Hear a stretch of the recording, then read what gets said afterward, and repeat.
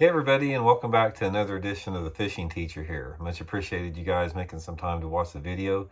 And today we're going to sort of continue with our little series on different type of lure categories, and we're going to be talking about the spinnerbait. And I'm going to tell you, what a spinnerbait is, what it's used for, a little bit of information on it that will help you guys start out catching fish on them if you've never used them before.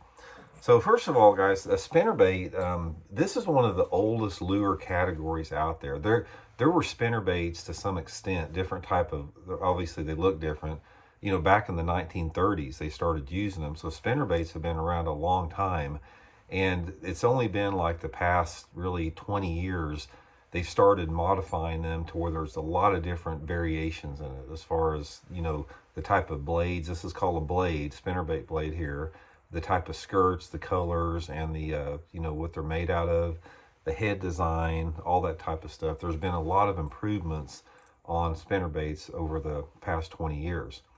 So anyway, a spinnerbait, when you're talking about a bass or any type of a fish hitting a spinnerbait doesn't really look like much. I mean, when you look like it, it doesn't really look like a fish that much. It doesn't resemble a fish. So why is it so effective? This is one of the greatest mysteries of all fishermen. It's like, why do bass bite a spinnerbait so good? And I think it's a combination of a lot of different things. When you reel this through the water, these blades turn like this, and as they turn, they put out flash. Not only flash, but they put out vibration in the water. And one of the things you'll realize about fish is they feed two different ways. They feed by sight, like they can be attracted by the flashing of the blade, or they can also detect vibration in the water. So when these blades turn, they put a vibration in the water as well. Say, for example, if the water is pretty muddy. And also the blades, there's a lot of different type of blades. So some blades put out more flash, like this is a willow leaf blade designed to put out flash. And then you have a blade that's called a Colorado blade that's round that puts out more vibration. So there's a lot of different stuff to spinnerbaits. I've got a lot of information on my main channel, Intuitive Angling with Randy Blockett, if you want to check that out.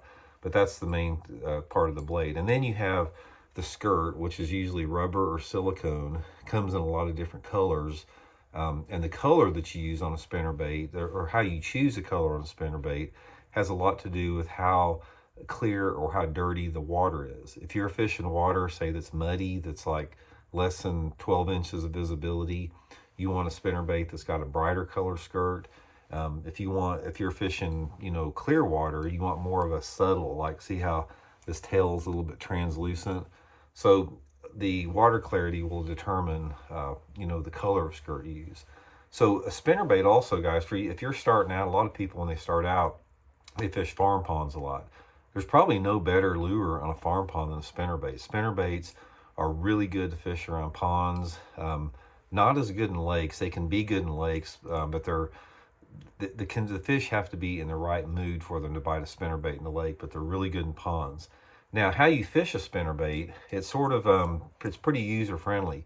You can just throw it out and start reeling in and catch fish on it. But one of the things that you want to realize with a spinnerbait is you'll do better if you throw it out there and like reel it and then stop it, then reel it and stop it.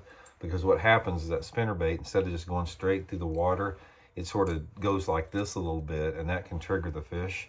And also, say for example, if you see a stump in the water, a lot of times you can reel the spinnerbait by the stump and then just let it fall down next to the stump, and as it's falling, the fish will hit it. So one of my recommendations when you're fishing a spinnerbait is to sort of use a stop and go retrieve. Don't just reel it straight in. Not that you can't catch fish doing that, but you'll double the amount of strikes you get by reeling it and stopping it and hesitating a little bit. But anyway, guys, that's just sort of a brief overview on spinnerbaits. They're a really good bass catcher. In addition to working good in ponds and stuff like that, they also work good if you have like a cloudy and a rainy day with lots of wind. Bass like spinnerbaits on those dark days, like it's a heavy overcast or misty or any type of rain. A spinnerbait is one of the top choices out there. So hope it helps you guys out, catch a few more fish on spinnerbaits. We'll be talking about them probably quite a bit because they are a really versatile lure. And we'll just keep moving down the road and we'll get you guys all familiar with all the different type of lures out there. I'll talk later. See you.